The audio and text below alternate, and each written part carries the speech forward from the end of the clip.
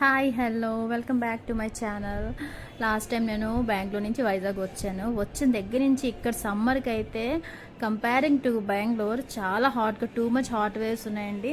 That ఒకరోజు గాజువాక్ వెళ్ళాను. నేను వెళ్తే మా అత్త వాళ్ళ ఇంటికి ఆ రోజు మార్నింగ్ 6 o'clock నుంచి ఈవినింగ్ 3 o'clock వరకు ఆఫ్టర్నూన్ వరకు కరెంట్ లేదు. ఏంటా అనేసి ఎలక్ట్రిక్ డిపార్ట్మెంట్ అందరినీ కలిపి తిట్టేస్తారనమాట ఒక్క లెక్కల్లోని.